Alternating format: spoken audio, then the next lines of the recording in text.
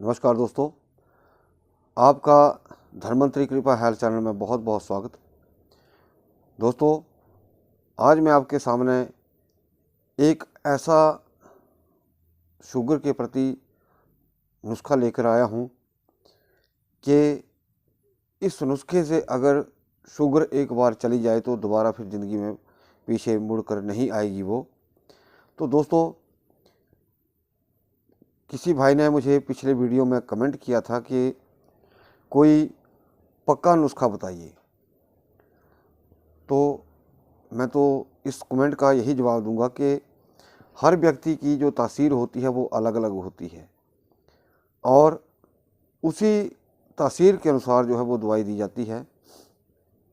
हालांकि बहुत सारे केस या मरीज़ जो हैं हमारे पास से खुद आकर के मिल कर के दवाई लेते हैं और मैं भी ये जायज़ बात मानता हूँ कि अगर खुद मिल कर के नब्ज़ दिखा कर के, नाड़ी दिखा कर के, पेट को चेक करवा कर के उस अनुसार उनके लिए एक्सरसाइज या परहेज़ बताया जाए और उसी अनुरूप जो है दवाई दी जाए तो ज़्यादा अच्छा होता है।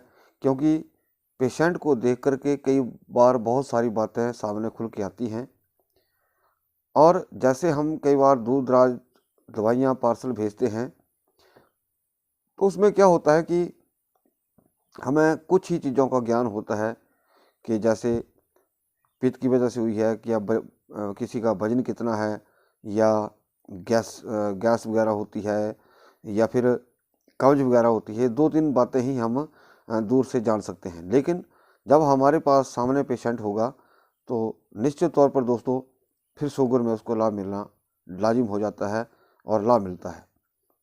दोस्तों, शुगर के लिए एक नहीं, दो नहीं, न जाने कितने नुस्खे हैं,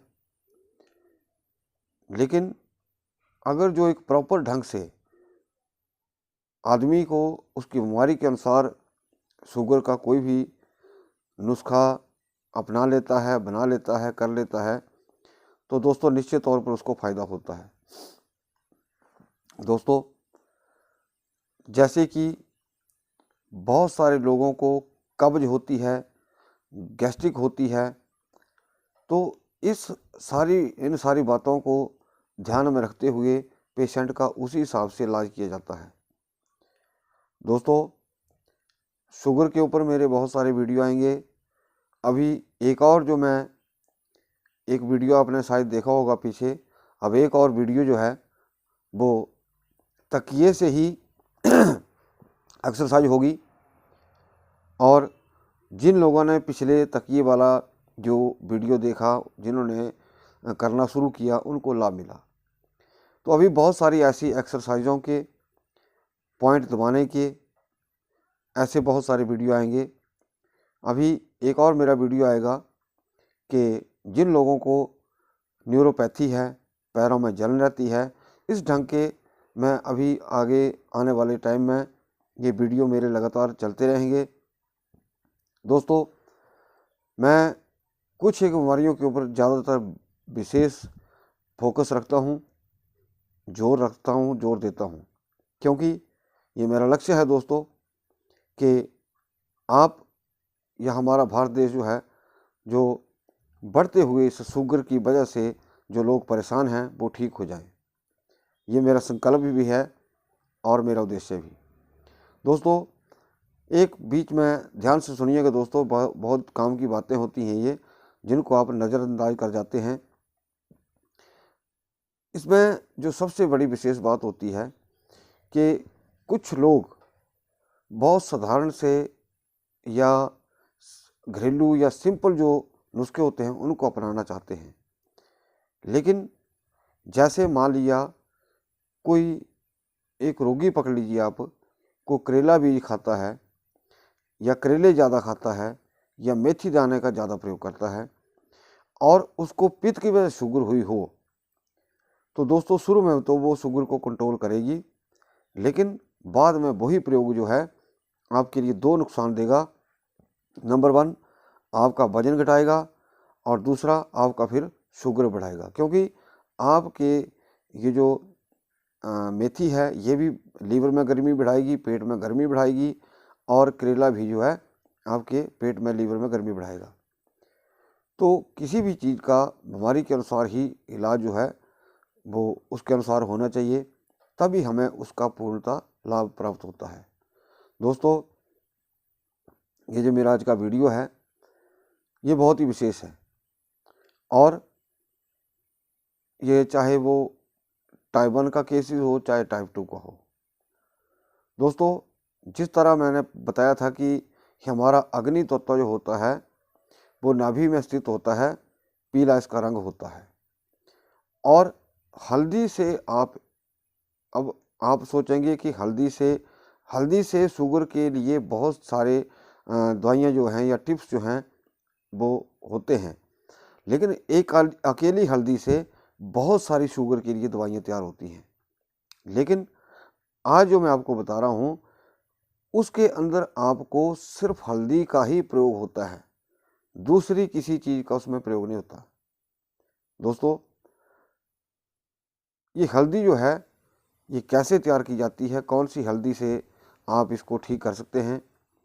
तो ये जो हल्दी होती है ये जब बीजी जाती है तो तीसरे वर्ष उखाड़ी जाती है। ये मतलब इस साल बीज दी तो अगले साल में नहीं उसको उखाड़ा जाता, उससे अगले साल इसको उखाड़ा जाता है और फिर इसको पीस करके उसकी हल्दी तैयार की जाती है।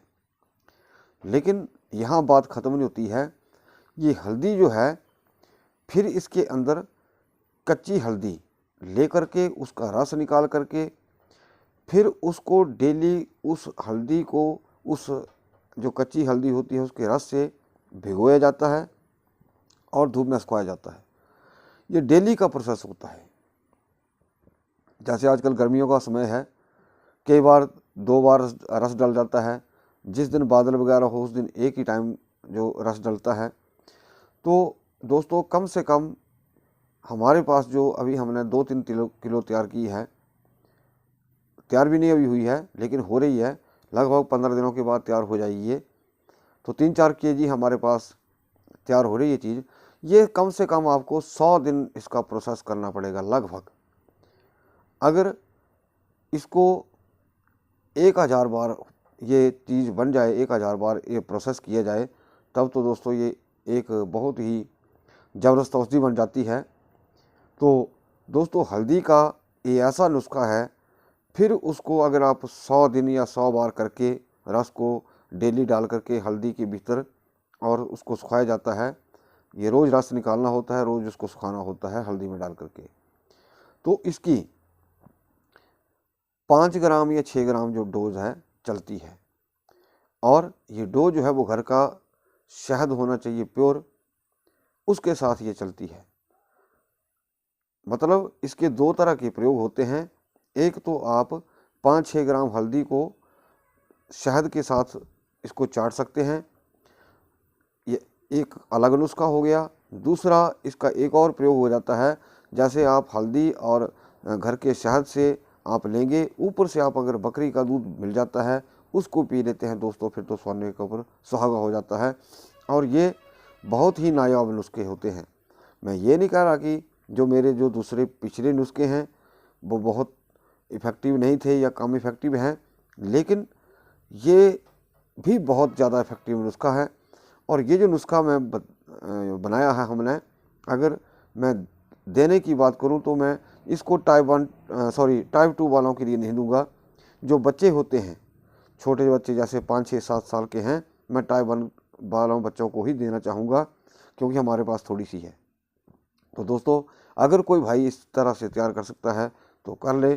तो दोस्तों, उम्मीद करूँगा कि आपको मेरा वीडियो ज़रूर पसंद आया होगा। आप इस वीडियो को ज़्यादा से ज़्यादा लाइक करें, शेयर करें और चैनल को भी ज़रूर सब्सक्राइब करें। हमारा वीडियो देखने के लिए आपका बहुत बहुत धन्यवाद। नमस्कार।